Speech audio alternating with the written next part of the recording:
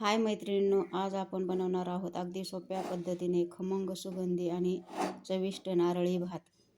नारळ आणि गूळ मसाल्यांचा स्वाद असलेला नारळी भात अगदी सोप्या पद्धतीने नक्की करून पहा. विशेषतः हा नारळी भात नारळी पौर्णिमेसाठी केला जातो. कमी साहित्यामध्ये अगदी झटपट होणारी ही रेसिपी आहे. त्यासाठी लागणारे साहित्य: 1 वाटी तांदूळ, 1 वाटी गूळ, 1 वाटी ओलं खिसलेलं खोबरं, काजू, बदाम, विलायची. सर्वात अगोदर आपण नारळाचे साल काढून घेऊ व छान असे खिसून घेऊ. खिसून घेतले तरी चालते किंवा मिक्सरमधून बारीक वाटून घेतले तरी चालते. नंतर 1 वाटी तांदूळ स्वच्छ धुवून घेऊन 10-15 मिनिट भिजत ठेवले आहे. नंतर एका पॅनमध्ये थोडे 1 चमचा तूप टाकून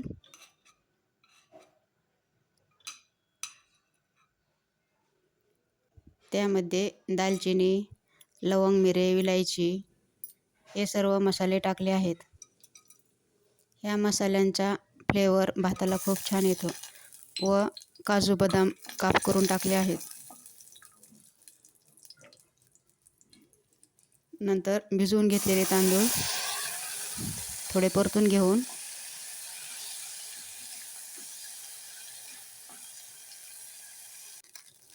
त्यामध्ये 2 वाट्या पाणी टाकून घेतले आहे.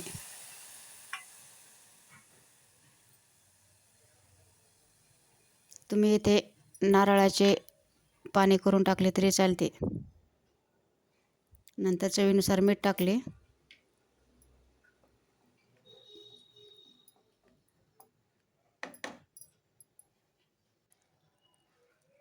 %90 भात छान असा शिजवून घेतला आहे. अगदी छान अशी रेसिपी आहे. नंतर एका पॅनमध्ये 1 चमचा तूप टाकले आहे.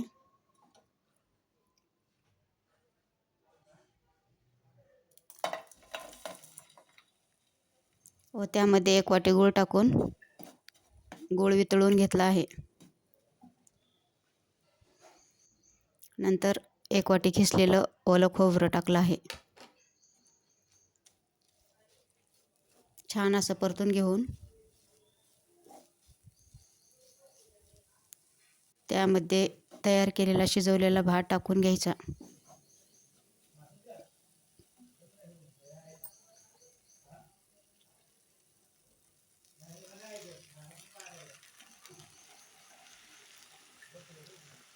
नारळी पौर्णिमेसाठी विशेषतः हा भात करतात.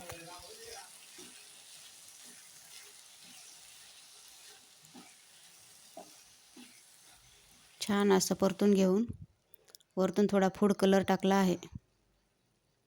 फूड कलर तुम्हाला आवडत असेल तर टाका, ऑप्शनल आहे.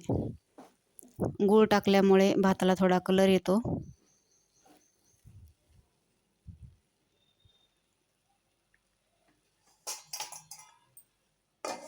नंतर 10 मिनिट असे झाकून ठेवायचे.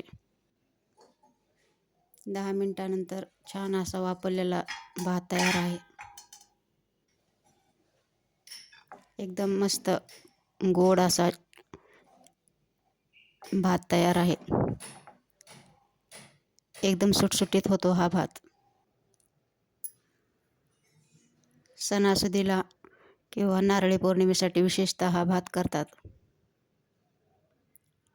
नक्की ही रेसिपी ट्राय करा.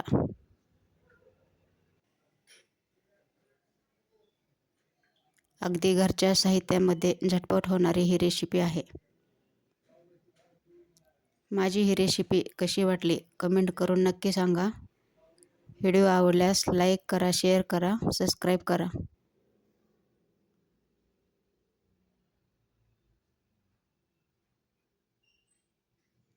व्हिडिओ पाहिल्याबद्दल सर्वांचे धन्यवाद.